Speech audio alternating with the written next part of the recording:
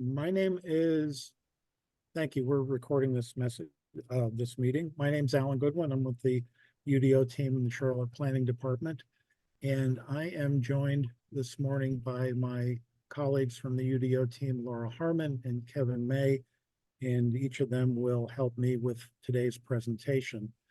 Before we get started, I wanted to recognize a couple of members of our Planning Commission, Douglas Welton, our Planning Commission Chair, as well as Shannon Neely. And I think that's all I see of our planning commissioners. Thank you for attending. I do see in our list of participants, we have a couple of people that have just signed in with a telephone number, and I'm going to ask you if you're able to rename yourself so that we know who you are by your name. I have one phone number that ends in 4800 and another that ends in 9788. So if you are either one of those numbers, would you try to figure out how to rename yourself just so we have your name, we know that you're here. So we will get started. Kevin has put some resource links in the chat. These are things that you may find useful, and we will probably put those again in the chat toward the end of our meeting. But if you want to go into chat and take a look at some of those and maybe bookmark those for future reference. And with that all being said, I will share my screen and we will get into today's slides.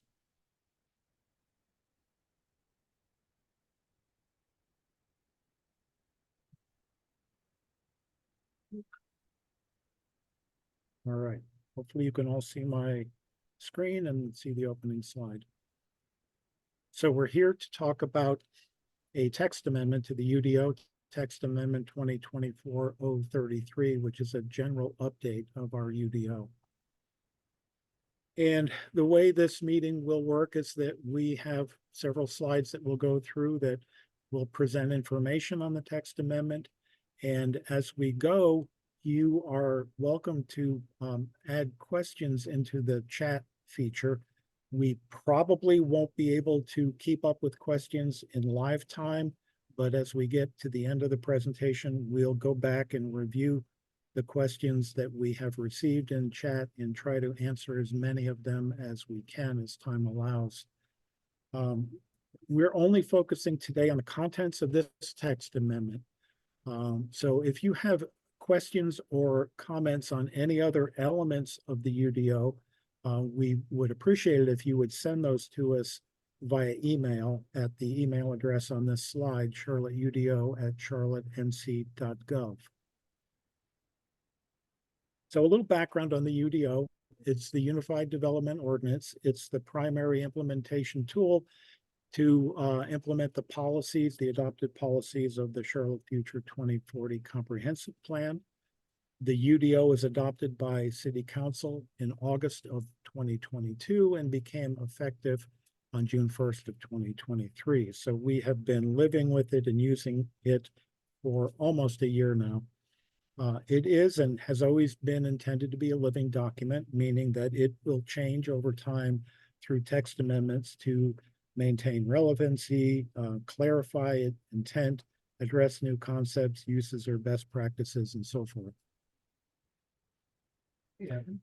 If you are not familiar with a text amendment and how it looks, let me just walk you through how this works. And the text amendment is available on our website, and I'll show you a link to that at the end of the presentation. Things that are changing in the ordinance will be in red and will be shown as strike through, as you can see in the upper right example. New text in the ordinance will be shown underlined in red, as you can see in the middle example. And then it's possible that additional changes will be made to the text amendment after the first filing. So changes that were made after the initial text amendment is filed will be highlighted in yellow. As you can see, there's an example in the lower right-hand side. So hopefully that makes sense to you, and that should help you figure out what is changing in the UDO through this text amendment. So just an overview of this specific text amendment. We did file it on March 5th. That was the initial filing. We have filed an updated version on April 19th, and that's the version that you may see some yellow highlighted. So changes made between the initial March 5th version and the April 19th.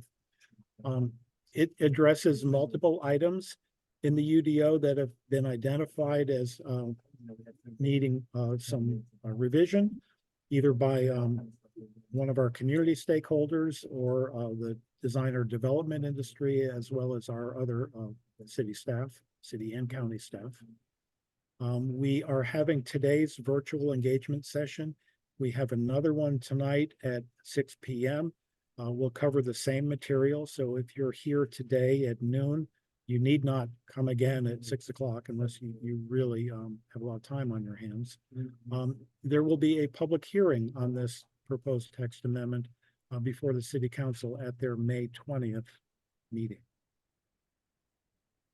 So this text amendment does several things. It's a rather extensive text amendment, covers a lot of ground. It updates the UDO for clarity. We'll get into more detail on what these updates are and what these revisions are in this text amendment as we go through the next several slides. But just a high-level overview, it updates the UDO for clarity. It clarifies existing uses, introduces some new uses and prescribed conditions, revises some dimensional and design standards for several zoning districts. It adjusts landscaping and tree planting and preservation standards, and it creates an alternative compliance review committee, which is a quasi-judicial committee, and we'll talk about that a little bit later as we get into more detail. So at this point, I'm going to turn this over to Kevin May, who will go through the next few slides and drill down into some of these proposed changes in this text amendment. Kevin? Yes, thank you, Alan. Excuse me, and thank you everybody for being here today. As Alan said, this is really a rather extensive text amendment, and we're going to do the very best we can as staff to walk you through some of the areas that are touched upon in this text amendment. Unfortunately, because there is so much information, we're going to do this at a fairly high level, and even some of the highlights that we're getting ready to present to you can be a little bit weedy. So I know yesterday we sent out a message late in the day asking if you had the opportunity to review the text amendment beforehand. Hopefully you had an opportunity. If not, again, we'll have another session regarding these concepts later on today. And there's always the option to email staff with any additional questions that you may have.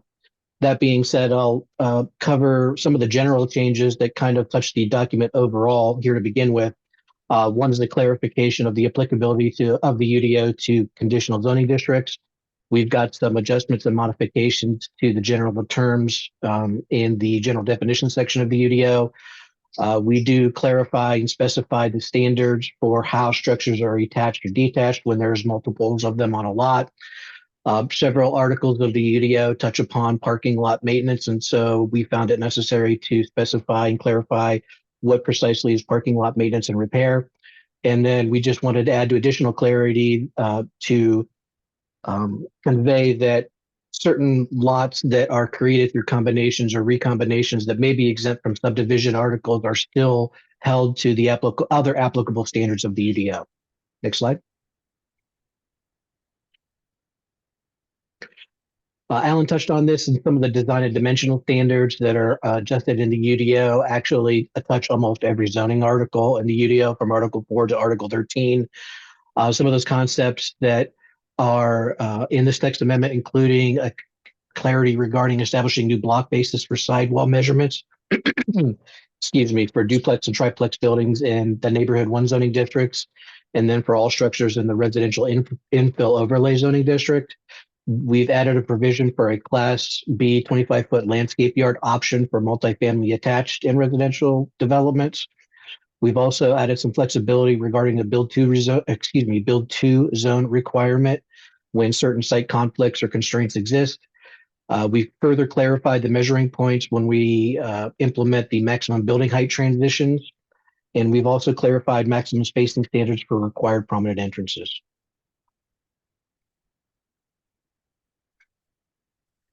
Continuing a little further along with the design and dimensional standard adjustments, we're offering additional flexibility in how minimum building length is calculated as it relates to the percentage of a lot. We've modified and eliminated selected standards for triplex and quadruplex buildings. Specifically with regard to this one, as some of you that are here today may know, that there were recent updates in state law concerning how triplexes and quadruplex are addressed with regard to the residential building code. And because of those adjustments, we've had to make some modifications to the UDO, and that's what this concept reflects. We've also clarified other certain standards with regard to building design for selected forms of residential development. And then lastly, we found it necessary to just further specify the minimum number of required prominent entrances for non-residential and mixed-use development. Shifting a bit from design and dimensional standards to open space, there are really three things that we've adjusted with regard to open space in this proposed text amendment. The first is adding additional clarity for precisely when open space is required in instances of construction or expansion. Also specifying when it is required for development that occurs in phases. And then lastly, specifying for clarity that open space is indeed required for multi-dwelling development. Article 15 in the UDO concerns zoning uses, and we've got really a handful of uses, a handful of adjustments that are slated for the use article of the UDO. The first of which is the introduction of a handful of new uses. We've renamed the existing gas station use in the UDO to vehicle fueling facility to recognize that gas is not necessarily the only way by which a vehicle may be fueled or propelled. We've added some permissions for duplex, triplex, and quadruplex buildings as components of multi-dwelling developments in certain zoning districts. And because of the new uses introduced and some feedback that we've received, we've also created or modified prescribed conditions for certain uses.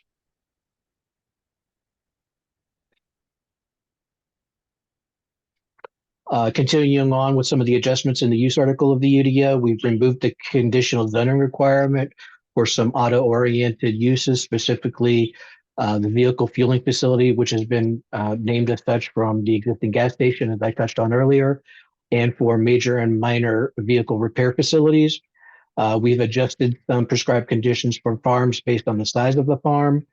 We've specified that with regard to the uses and structures that they must be located on the parcel for which that use or that structure has been approved.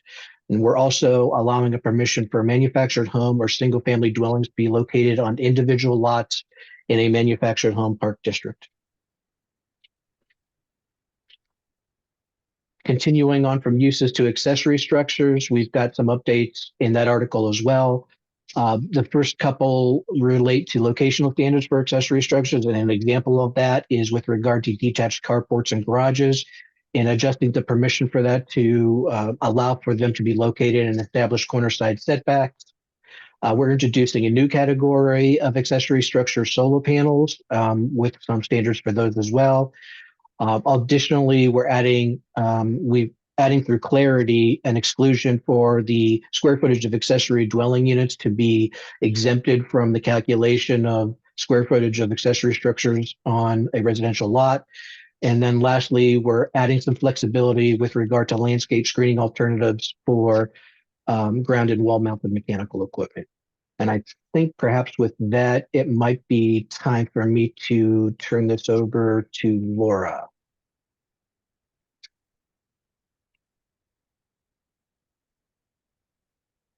Okay. Thank you, Kevin. Starting with parking, we have made some adjustments to parking standards. And the first thing is we have adjusted the parking tiers. For CG and CR, the parking tier, So moving those from one tier to another to reflect really the character of those uses. We have also specified the 400-foot reference in the tier 3 vehicle parking standards is related to a 400-foot walking distance. We've eliminated the tier 2 and tier 3 parking maximums for senior living developments. We have also, we realized we didn't have any parking structure design requirements for a parking structure that may be located in a neighborhood 1 district or a neighborhood 2A or B zoning district. So we have added parking structure design requirements. And we've also clarified the percentage of bonus EV parking spaces that may be designed for compact vehicles. Next slide. With respect to driveways, and this is a little bit bigger change than some of them, we have updated the driveway standards for duplex, triplex, and quadruplex. We did say that driveways, you could only have a 24-foot maximum cumulative width on your lot. We've eliminated that, and the current draft shows a maximum of 40% of your lot width could be driveway, parking area, parking pad, and we do expect to actually increase that after the hearing to 50%, just to accommodate some of the housing types we are now allowing. We've added that there's a maximum driveway width of 12 feet for each individual driveway between the curb and 5 feet behind the sidewalk. And that is to minimize the impact between driveways and our sidewalk system. For lots on an arterial, we've added an option for a horseshoe driveway. We don't want people backing out onto arterials, and a horseshoe driveway or a half circle driveway in front of a duplex, triplex, or quadruplex would accommodate that. And we'll also be adding another alternative that for each individual driveway, instead, if you choose to do a horseshoe and if you choose to do individual driveways instead of a horseshoe, that there would be a backup or turnaround area that could be used, again, so people aren't backing onto an arterial, and an arterial being one of our bigger roads, previously called thoroughfares. And then for units without front-facing garages, so no front-facing garage like you see in the visual here, that the driveways would be required to be located to the side or the rear of the building, not in front of the building. Some changes in landscaping, clarifying the procedure where the zoning administrator has the ability to modify landscape requirements, and particularly with our landscape yards, or what was previously known as buffers, making sure that there is notification for those landscape yards of neighboring properties when that happens. Providing a fence or wall option instead of simply shrubbery as our requirement for screened parking lots. As you can see an example of that on the right. Instead of shrubbery, you can see they used a wall. Clarifies when the landscape yard applicability. And it actually, the next one I kind of already talked about, maybe slightly different, but again, when the process for modifying landscape yard.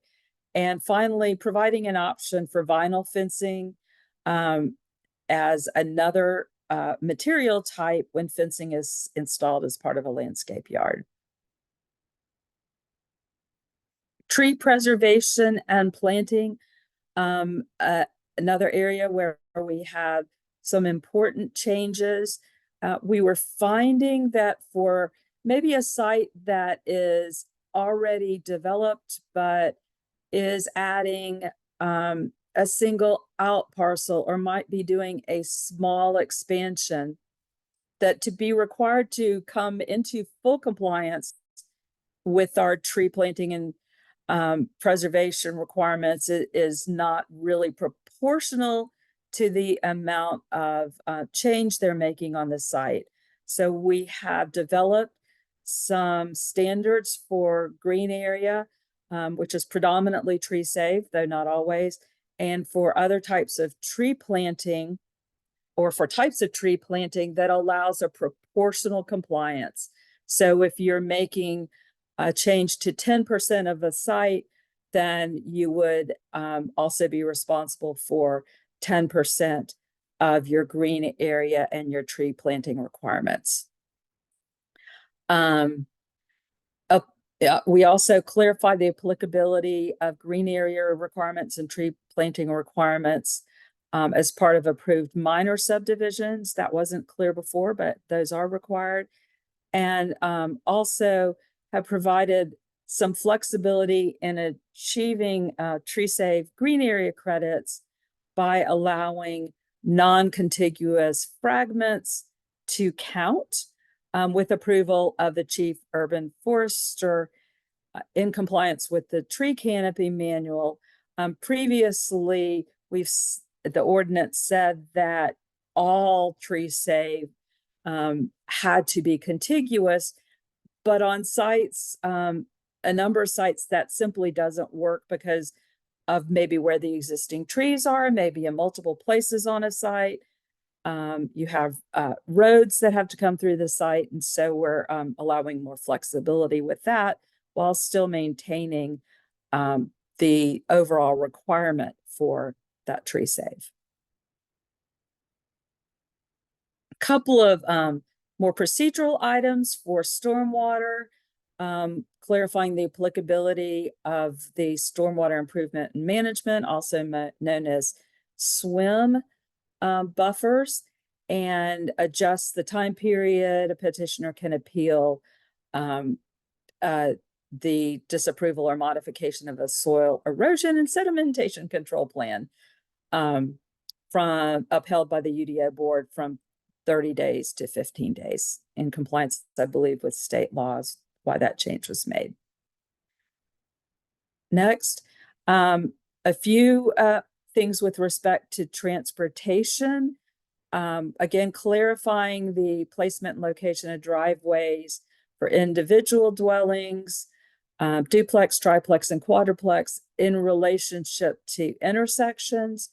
The standard in the ordinance was a very large distance that may be larger than the dimensions of the lots on which these buildings are located.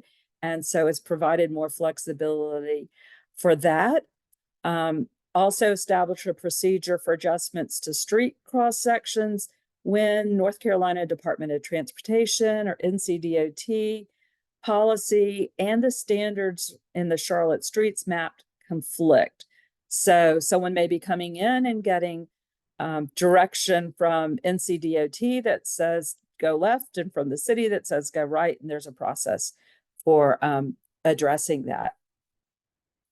And also clarifies the modification process for relocation of curb and gutter when there is a conflict with utility constraints. So occasionally there are utilities that are significant enough that it is not feasible to move them with most levels of development. And so addressing that as well. And this final change, and I think we've gone through most of the changes with you. There are some small things in the ordinance maybe that we haven't, but the reestablishment and adjustment of alternative compliance review committee. This is something that we had originally conceived of with the TOD districts in, I think, 2018, 2019, and convened this committee, established this committee. And then we thought, well, we wouldn't be using this in the future. There's some changes in state law that made us have to change the way that we could use this committee. And but we found that it was a value, and we think that it could be a value with the full UDO, not just the TOD districts. So what alternative compliance does is allows alternative and innovative design practices that do not have significant impact on nearby development and that still implement the intent of the district. So someone may have a project where they're saying, I can accomplish the intent of this standard, but I think I can do it differently. And I would like to take this to the Alternative Compliance Review Committee and ask for their approval. So it does apply to our more urban districts, and you can see the listing here. And it is a quasi-judicial board process. So that is a process that is more stringent, more legally based than, well, I'd say legally based, more like a courtroom proceeding, let me say that, than a lot of our processes. It does require that there are findings of fact and conclusion of law that says you are meeting the criteria. So it cannot be something that arbitrarily the board says, well, we just like this. There are criteria in the ordinance that you would have to meet, and the board would have to say, if they were to approve this, would have to say how the site meets the criteria. And that we have gone to a quasi-judicial board process because of a change to state law that does require that. So maybe we can just wrap up next steps and then ask for questions. We are here at, you can see May 7th. This goes to public hearing in front of City Council and Planning Commission on the 20th. Any changes that we make will be made after that and before the June 4th zoning committee request for recommendation. And if we stay on schedule, we will be at council for a June 17th decision. And I think at this point, just quickly, you can go onto the website. You can see that we do have a section for UDO amendments, and you can go there and find out background information on the amendments. And you will see redlined, either struck through where we're removing text or underlined where we're adding it. You can find all of this at charlotteudo.org. And I see a couple of questions. I think we can jump in. I think, Kevin, you have answered, Carolyn, if that answers your question about height requirements for fencing and walls for parking lot. Yeah, and there are. Yeah, that answered. Thank you.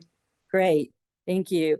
And then Andy, the effective date of this would be the same as the council decision date, with one exception, and that would be that the alternative compliance process in the ordinance is currently slated to start June 1st. It's likely that that will move back a few months because we have a lot of staff work to get that ready.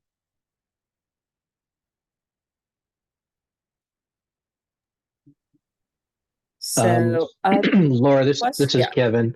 I'm sorry, I had a question that came to me directly in chat, so it may not be visible, but I do want to circle back and touch on it. And I realized as I was going through the slides that I was reviewing, I used the abbreviation ADU, and so not everybody may be familiar with that.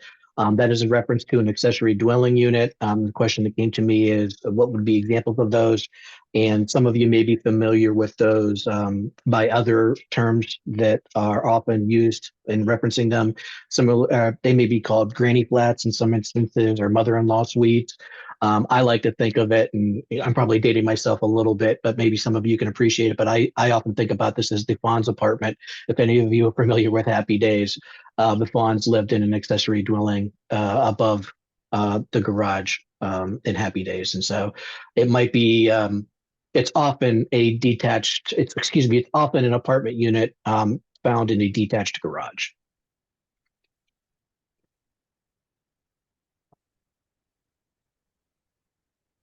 We know this is a pretty extensive number of items. And just if anyone wants to either put questions in chat, or if you want to raise your hand, we can call on you and try to answer questions on what we've done here. Ellen's question. We realize that well, Ellen's question's about the height transition. Why was that changed to reference building rather than lot line? That is historically how that had been handled. And we had missed that when we had originally put it in here and have some conflict. So this actually keeps us consistent with the way we've handled such things in the past per our zoning administration folks.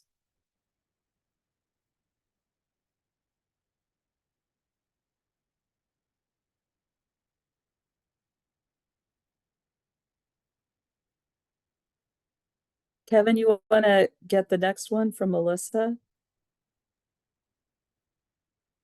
So I'm seeing the question now. So the ADU won't be included in the property max square footage, but we'll still have setback rules. The setback rules for ADUs are not being adjusted. The way the language in the UDO works now is that ADU square footage is kind of counted toward the allowable square footage for all accessory structures on a lot. And what the amendment in the UDO as proposed will do will exclude that. So we're, offering the flexibility of being able to still have that ADU and then whatever other additional accessory structures that you may want to have on that lot. Hopefully I've answered your question, Melissa. The next question from Andy, will the ADU be defined by the kitchen facilities in the past, while other accessory structures be permitted to contain finished living spaces? I don't know that I can speak to that. That's something, Laura. I don't know. That seems like a question for our zoning administrative staff. I don't know that I can answer that. I'm not sure how they're defining them as they come through the permitting process. Well, I guess the normative question is it okay to have multiple living structures, let's say in the backyard of a single family dwelling? And maybe your answer is the same. Yeah, you may be splitting the question too finely for me, Andy. Laura, did you have any insight? Well, I was just going to say the intent is not to have two living structures in the backyard the way that things are currently written. I mean, and by living, like sleeping overnight, living there day after day after day, a cabana that goes with the pool that's used when the pool, I think is different than an ADU, for example. But if it's truly a dwelling unit, there would be a limit. There would be a limit on that. I don't know if that helps or not, but Yes, thank you. Yeah. Carolyn, your question regarding separate hookups for water and sewer, that's not something that we speak to in the zoning realm or world. That would be something that, might be an issue, or you might need clarity from say, Mecklenburg County, who handles the kind of building code end of that. Okay, thank you. Because we just have somebody just bought a house and he's going to rent the house and he's going to build an ADU on the back. And he has mentioned that he's going to use everything from the main house to extend to the ADU, water line, sewer line, and all that. So he doesn't have to be required to hook into a separate, water line, sewer line to the street. So I'll reach out to Mecklenburg County. Sure. Thank you for the Thank question. you.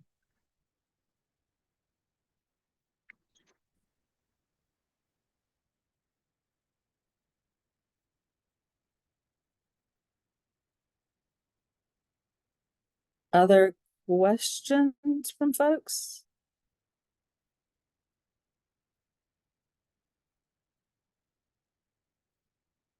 Give you just a minute to think about it. And okay, I see. Yeah, Kelly, we can touch base with you on your question. We may need to talk with Solomon about that. Um, Andy, I'd have to go in. It's in the text amendment in that article. It was was not a significant change in applicability. I don't know, Kevin, if you have that up. But it was a fairly minor change that was more administrative than anything. So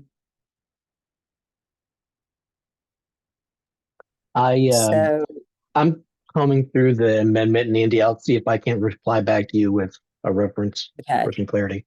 And so Jerry, there was okay, I'm reading this recently article, ledger that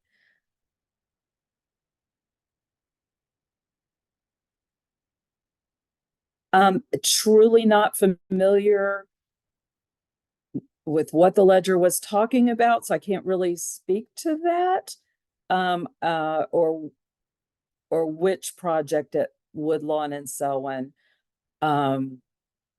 So sorry, can't answer that one.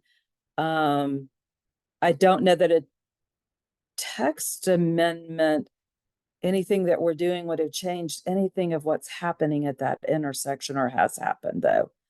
Oh, sorry. Thank you, Paul answered the question if I had just kept reading. With the Barclay Downs area and triplex, there are some changes in the ordinance that could impact duplexes and triplexes.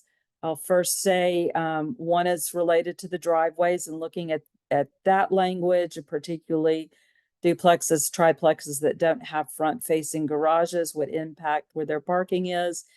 And we have clarified that there are prescribed conditions, even in neighborhood 1 districts for duplexes and triplexes, that talks about how they have to be attached, and that could impact some of what we've seen out there. So for Caleb, you would the 24-foot overrule. So what the driveway, I think Caleb's talking about the driveway standards for affordable, well, regardless if it's affordable or not, if you have a 50-foot wide lot, you would have, it's the 24 feet, it was the maximum of 40% or 24 feet. And so that would be, you would have 20 feet to work with your driveways. And so that's what it would have been before for a 50-foot wide lot, and will continue to be 20 feet. We are again looking at increasing that 40% to 50%. And so that would give you a little bit wider driveways. And so, if you are your driveways don't have to contain 2 cars, your driveway, if you have a garage, your driveway wouldn't have to contain 2 cars.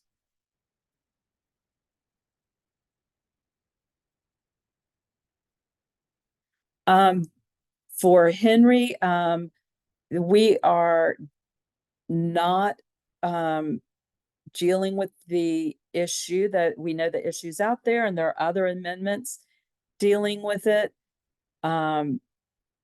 With respect to triplexes on those lots, there is a conservation text amendment, and there will be a compact development text amendment. So I think you're probably talking about the extraterritorial jurisdiction area, because we're all in the county, so that this would be the area that's outside of the city. So, but that is not part of this text amendment. Let's see.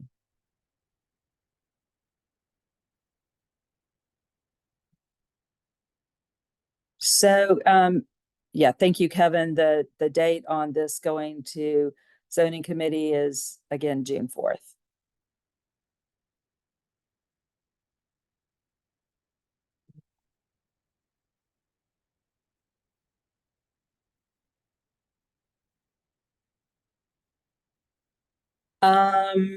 We'll wait just a minute to see if there's anything else, or if anyone wants to raise their hand, we can call on you. Maybe till 12:45. And if we don't have anyone by then we will adjourn. I'll give just a minute more and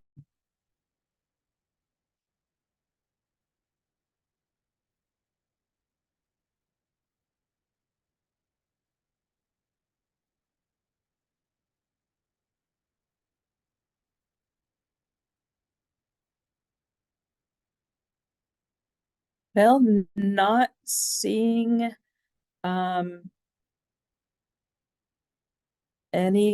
anyone else with questions. I think we want to say thank you so much for attending today. You can certainly reach us through the UDO inbox, and we'd be glad to try to answer any questions. I do see One last, yeah, Laura, I one do last see one more question. that's come in. Yep. Kevin, do you want to get this one? And I can talk a little bit about tiny homes are really just, we consider them to be housing units that are small. If you're talking about something that is more of a mobile home, that is limited as to where that can go. But Kevin, if you can jump in and help out with this one, I'd appreciate it. Yeah, no, thanks, Laura. And I think you got us partly there. Again, there's nothing in the UDO that precludes currently tiny homes on a lot. The biggest challenges for tiny homes in really any area of Charlotte will probably most likely be, the CCRs of neighborhoods. If there's an active association, might have some mandates with regard to minimum square footage of lots. Another challenge for tiny homes can sometimes be whether they're on a frame and whether that frame has wheels. Because then you start to get into territory as to whether it's actually a structural dwelling or whether it's a vehicle. But there's nothing currently that precludes a tiny home if it's genuinely done as a dwelling, on some kind of foundation from being in a community now.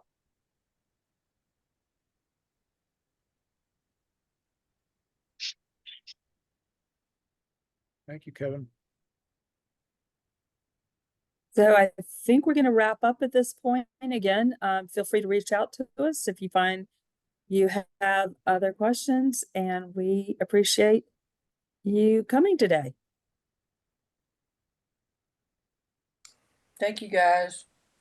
Thank you.